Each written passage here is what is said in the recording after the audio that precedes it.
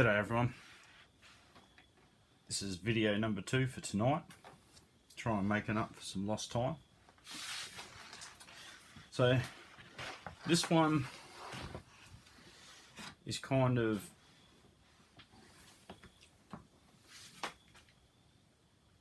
a far out there sort of video about what I daydream about quite often. Okay. So over here, as most of the world knows, we're heavily restricted with everything. We're not allowed to do much. Some people who don't know what freedom's like are happy with the way it is because they were born late. They were born after 2000 and this is all they know. I was born in the late 70s, grew up in the 80s, drove around, there was no traffic, dad worked, mum stayed at home. You know, we all played sport, we all went on holidays, and most of us went on holidays, we played sport, we're into swimming, surfing, playing football. Life was great in the 80s. That's what I remember, you know. You could drive over to the other side of town and take 20 minutes. You know, you could, even with smaller roads, you know, there was bushland everywhere. We grew up in the bush and just hung out up there all the time.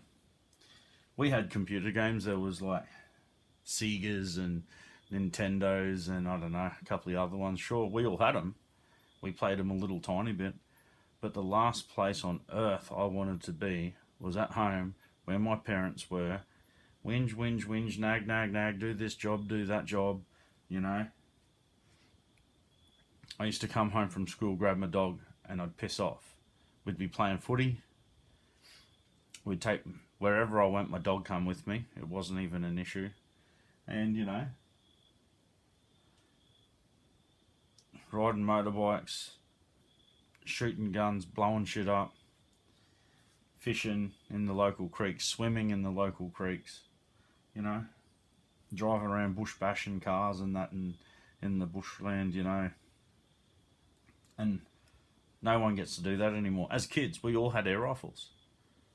We were shooting air rifles in our backyards, 22s with subsonics. It wasn't even an issue. No one ever called the cops. It was just an absolute non-issue. Okay. Soldiers used to drive down the streets with all their gear, guns, in the backs of Unimog trucks. And I remember being a little kid running up to the side of the road, saluting at them and that, you know, and it was just nothing. I used to get on the bus with a mate of mine, go into the city,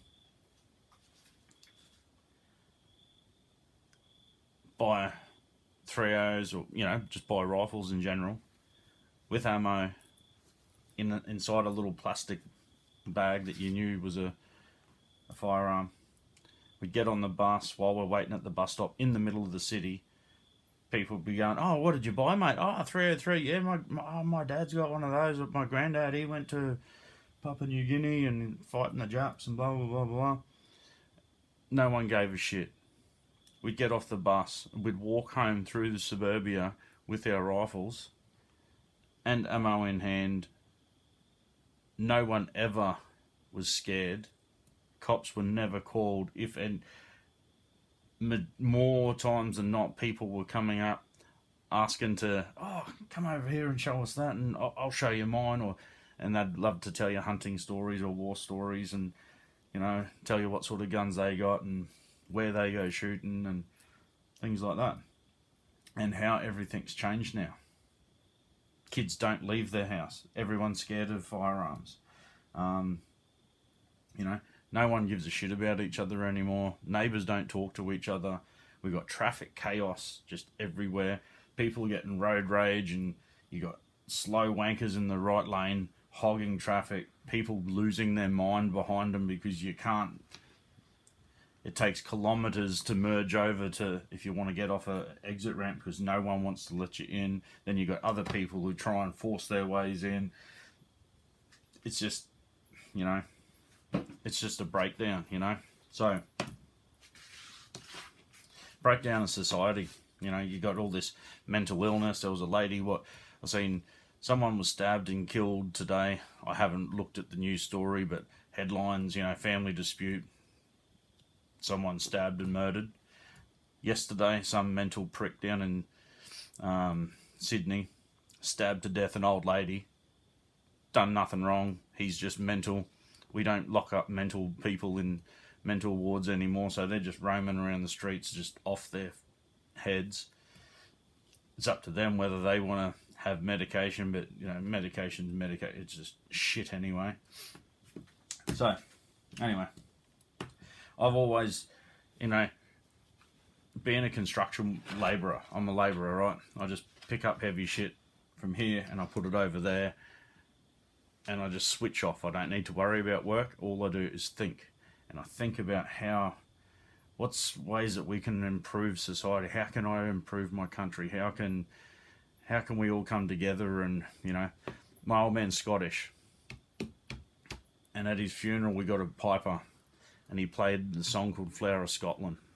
And when Scotland would be playing the rugby and before the game they sing the national anthem, he would jump to his feet, put his hand on his heart, and he would scream it, like absolutely like a berserk maniac, just scream at the top of his lungs. It was so embarrassing, singing Flower of Scotland, and always try and get me to sing it with him. And I'd say to him, I'm not singing a song about a flower. And then at his funeral, when the piper started playing Flower of Scotland, all of the Scottish guys that were there, you know, we're talking like at least 50 guys, they all stood up and they fucking belted that song out like you wouldn't believe it. And it just broke me, you know. So then I went home, got on YouTube and I started looking up Flower of Scotland. And I looked up the lyric, and then I fucking seen it's a song about fucking, it's a proud nation song about standing up to oppressive, ruthless England and fighting back to them, fighting back, and you know, and now it's basically their unofficial national anthem. And when Scotland's playing England, they sing it to the English that are right there, and it's like, it's actually worth, if you've never seen it, it's actually worth watching Flower of Scotland. And Murrayfield, I believe, is the main stadium. Flower of Scotland, Murrayfield. If you haven't seen it, it's worth watching. It only goes for a little while, and you see how passionate those people are. You know, unbelievable. I know Irish guys, and you read in the comments, people when Scotland's playing their own country, people sing the Scottish national anthem because it's so, what would it be? You know, it just grabs you and just pulls you in, you with the passion and the, you know, all that passion that they're like singing with, you know. And when I'm going to these rallies, and when you got like, I don't know, between 8,000 and, you know, 50, 70,000 people around you, you come home and you're just feeling high. You know, you've got this like feeling that hours afterwards you're just still like, whoa, that was fucking awesome, you know. So I would love for this country to have some of that passion, you know. We're so divided, and it's obviously by design, media, whatever. But I daydream all the time about how we can bring this place together. And I think the government certainly is not interested in it. They don't want us to be united, okay? Because they fear us, because they know that they're being pricks to us. They know that they know what they've done wrong. They know exactly what they're doing wrong.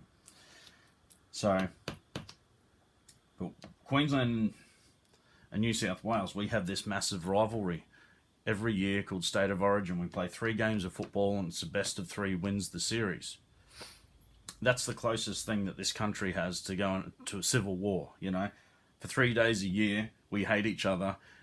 Full on passionate games of football back in the good old days when they still used to, when you didn't get, before they pussified the game, when guys used to punch on. There'd be a punch up and it's one in, all in, that is massive brawl. The whole crowd would just be going crazy.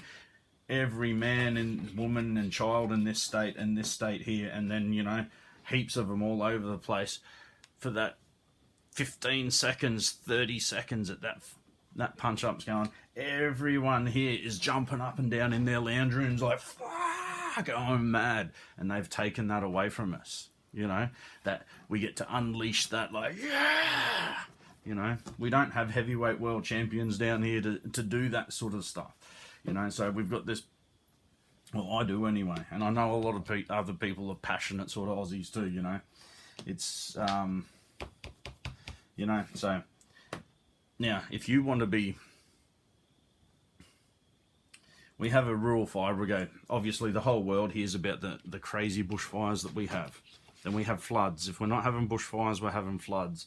Then there's other tragedies that happen, There's droughts as well, and farmers and all their cattle, they're all stuffed, So I would love to somehow kick off a volunteer service. It's not a militia. It's not a national service where you have to do it. It should be something that people can do off their own backs. Some people say you should join the Army Reserve and blah, blah, blah, blah, blah. But it's a government thing. There's too much red tape. They set the bar really high, and not everyone has the time allocated to do set things on this date for this amount of time, It's not flexible. So I would love to see something that's more flexible. They're like basically workshops where in your local area, maybe a local area could specialize in certain things, but in all the major cities, people could run a shop, and it could be how to maintain your car, how to defensive driving, how to drive four-wheel drives off-road, how to use chainsaws, how to use water pumps, how to do first aid, how to survive, basic survival things, what you should do if a road's flooded, how to sound an alarm, how to navigate, how to communicate with people, how to, alert people that something's wrong. If there's a flood, if there's a fire, we want first responders, like a Minuteman sort of thing, So I sort of dream about, in a way, of building something where people from the community at any time can turn up in their leisure, knowing that every Saturday or Sunday at X amount of time there's a practical day, and then maybe once or twice during the week there's always somewhere where you can go and do some theory. So you could theoretically do some theory during the week, then go do the practical on the weekend. And whether you get like a little badge at Scouts or something like that, some certification, and you can have like a little honor badge or a little ribbon or a thread or something, like coloured thread or something like that, to show that you've done this. And whether you wear a hat or there's a shirt that you wear, and you can put your little things on there, so when people are walking around the streets and that they got that wide brimmed sort of khaki hat or that shirt or whatever, and he's got some patches on there, that he's a bloody good bloke. And if I'm in trouble, that dude's going to go help me, or that chick over there, she's going to help me, and then it can follow on from there. I'll shut the video off now. That's where my thoughts are. I might do another video and go into depth further. This is where my heart is.